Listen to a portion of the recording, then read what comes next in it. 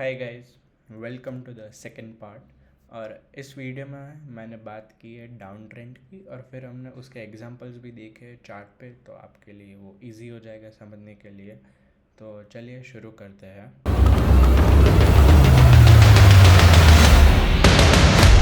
Down trend क्या होता है? अगेन, डाउन ट्रेंड मतलब नेम ही आपको समझा देता है कि प्राइस डाउन आ रहा है, प्राइस नीचे आ रहा है।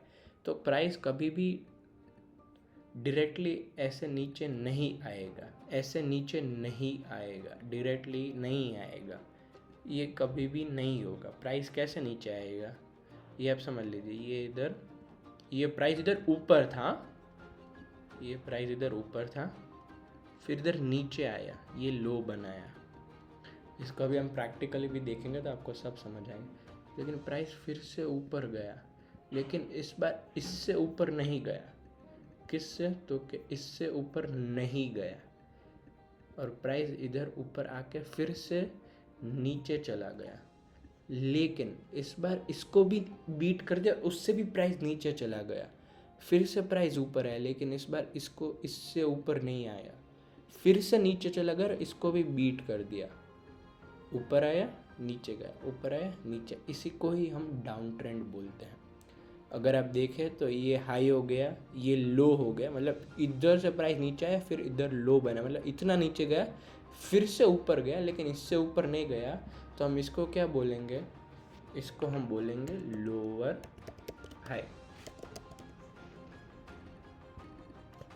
तो ये भी सारे लोअर हाई हो गए, ये लोअर हाई हो गया, ये लोअर हाई हो गया, ये भी लोअर हाई हो गया। और आपको जो ये दिख रहा है ये लो हो गया, ये जो आपको दिख रहा है इसको हम क्या बोलेंगे? इसको हम बोलेंगे लोअर लो। तो ये भी लोअर लो हो गया, ये भी लोअर लो हो गया। उस अप ट्रेंड में हम अगर प्राइस ऊपर जाता है, फिर नया हाई के ऊपर भी हाई प्राइस जाता है, तो उसको हायर हाई बोलते हैं, फिर हायर लो। इधर उसका ऑपोजिट ये आपको दिख रहा है, ये लोअर हाई हो गया, ये फिर लोअर लो हो गया। अभी इसका समझते, ये जो प्राइस नीचे आया इधर हम इसको बोलेंगे इम्पल्सिव। ये इम्पल्सिव प्राइस मूवमेंट था, ठीक है। और ये जो प्राइस ऊपर गया इसको हम बोलेंगे रिट्रेसमेंट, ठीक है। ये प्राइस नीचे आया, ठीक है, ये ऊपर गया, ये प्राइस इम्पल्सिव मूव दिखाया, रिट्रेसमेंट आया, इम्पल्सिव मूव दिखाया, रिट्रेसमेंट आया, इम्पल्सिव मूव, रिट्रेसमेंट। तो ये पूरा स्ट्रक्चर था डाउन ट्रेंड का, ठीक है। ये स्ट्रक्चर था डाउन ट्रेंड का। अगेन याद रखना, डाउन ट्रेंड में भी कभी प्राइस ऐसे नीचे नहीं आएगा एक साथ, हमेशा ये स्ट्रक्चर फॉलो करते हुए ही आएगा।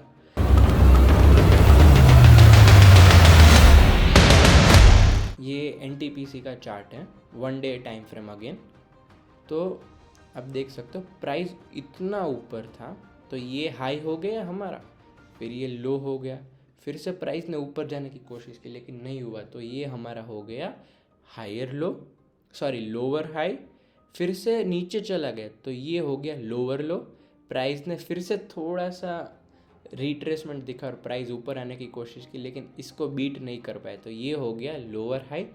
फिर बहुत बड़ा इम्पल्सिव मूव, तो ये हो गया लोअर लो। फिर से ऊपर गया तो लोअर हाई, फिर से नीचे आया तो लोअर लो, ये नीचे इधर आया, फिर से ऊपर गया तो लोअर हाई, फिर से नीचे गया, फिर से लोअर लो, लोअर हाई बनाया। अभी आप देख सकते हो ये लास्ट लोअर हाई था, और ये जो लोअर प्राइस हुआ ये इसके नीचे जाना चाहिए क्योंकि डाउन ट्रेंड है, लेकिन ये प्राइस इसके नीचे नहीं गया।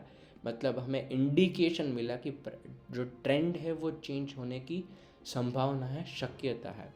और इधर से ही हम देख सकते हैं कि प्राइस ने जो लोअर हाई था उसको भी ब्रेक कर दिया, ये आप देख सकते हो। इधर आप इसको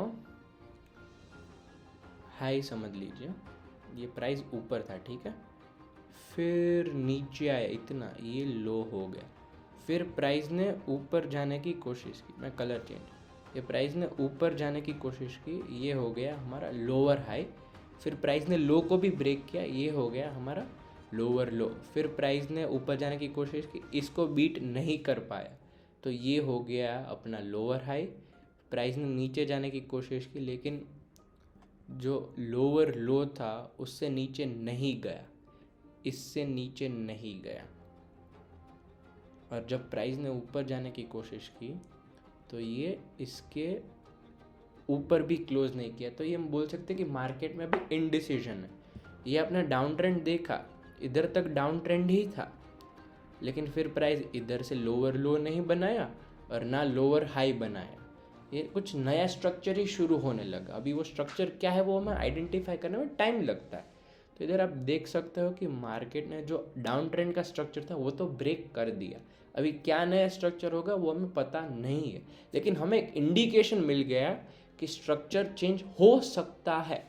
इधर आप देखिए, इधर अगर आप देखें तो ये जब प्राइस ने जो डाउन ट्रेंड था वो उसका स्ट्रक्चर फॉलो नहीं किया, इधर इधर जो प्राइस था इसका स्ट्रक्चर फॉलो नहीं किया, तो हमें ऐसा आइडिया लगा कि जो ट्रेंड है वो चेंज हो सकता है, लेकिन हुआ नहीं। फिर से प्राइस नीचे गया, फिर से, तो हमें पता लगता है कि पॉसिबिलिटी थी लेकिन ऐसा 100% श्योरिटी नहीं थी। ठीक है,